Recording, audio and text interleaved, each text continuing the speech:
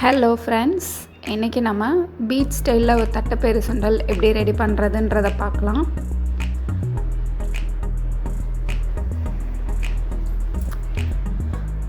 அதற்கு தேவையான இன்க்ரீடியன்ஸை நான் முன்னாடி இன்க்ரீடியன்ஸ் லிஸ்ட்டில் கொடுத்துருக்கேன். ஃபஸ்ட்டு தட்டைப்பயிரை ஒரு 4 மணி நேரம் ஊற வச்சுட்டு 2 விசில் விட்டு வேக வச்சு எடுத்துக்கணும். கொஞ்சமாக சால்ட் ஆட் பண்ணிக்கலாம். நெக்ஸ்ட்டு கேரட்டை ஸ்கின்னை பீல் பண்ணி எடுத்துக்கலாம். அதே மாதிரி ஆனியனோட ஸ்கின்னையும் பீல் பண்ணி எடுத்துக்கலாம். Carrot, onion, raw mango, coriander leaves நான் ஆட் பண்ணியிருக்கேன். இப்போ எல்லாம் பீல் பண்ணி எடுத்தாச்சு. இப்போ கேரட்டை நம்ம கிரேட் பண்ணி எடுத்துக்கலாம்.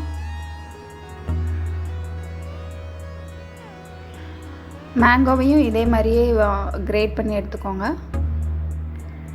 இப்போ ஆனியனை சின்ன சின்னதாக கட் பண்ணிக்கலாம். எந்த அளவுக்கு சின்னதாக கட் பண்ண முடியுமோ அந்த அளவுக்கு சின்னதாக கட் பண்ணிக்கோங்க.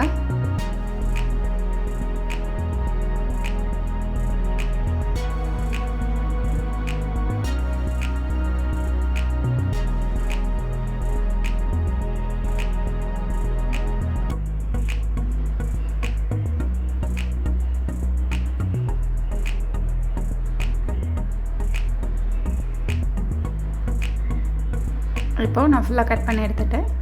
நம்மளோட பயறு இப்போ நல்லா வெந்துருச்சு. இப்போது இதை நம்ம தாளித்து எடுத்துக்கலாம். அதுக்கு ஒரு பேனில் ஆயில் சேர்த்துட்டு கடுகு, உளுந்தம்பருப்பு,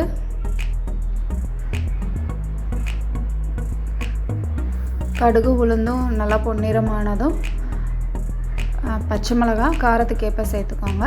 கருவேப்பிலை எல்லாத்தையும் தாளிச்சிட்டு வெங்காயம் சேர்த்துக்கலாம்.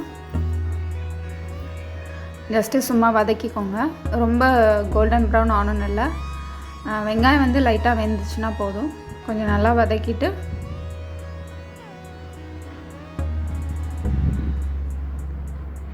இப்போ கொஞ்சமாக பெருங்காயம் சேர்த்துக்கலாம். வெங்காயத்துக்கு தேவையான அளவு நம்ம சால்ட்டு சேர்த்துக்கலாம். சுண்டலில் எந்த அளவு சேர்த்துக்கோன்றதை பார்த்துட்டு இதில் சேர்த்துக்கோங்க. இப்போ நல்லா வதங்கிடுச்சு. இப்போ நம்ம பயரை ஆட் பண்ணி நல்லா மிக்ஸ் பண்ணிக்கலாம்.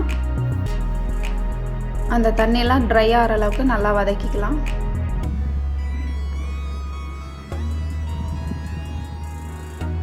இப்போ பயர் நல்லா வதக்கியாச்சு, ரெடி ஆகிடுச்சு. இப்போ நம்ம ப்ரிப்பேர் பண்ணிடலாம். எல்லாத்தையும் நான் கட் பண்ணி எடுத்துக்கிட்டேன். இப்போ ஒரு பவுலில் ஃபஸ்ட்டு நம்ம பயரை சேர்த்துக்கலாம். நெக்ஸ்ட்டு நம்ம துருவி வச்சுருக்க கேரட் சேர்த்துக்கலாம். இப்போ வெங்காயம், மாங்காய், கொத்தமல்லி தழை,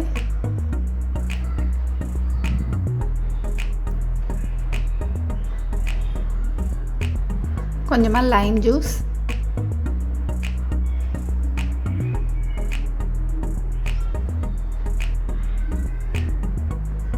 ஒரு கொஞ்சம் லைட்டாக சாட் மசாலா சேர்த்து இப்போ இதை நல்லா கலந்து விட்டுக்கலாம்.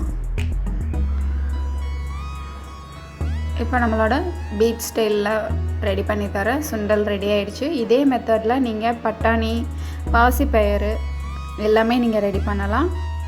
ஸோ இனிமேல் இதை நீங்களே வீட்டில் செஞ்சு சாப்பிட்டுக்கலாம். இதை கண்டிப்பாக நீங்களும் உங்கள் வீட்டில் ட்ரை பண்ணுங்கள்.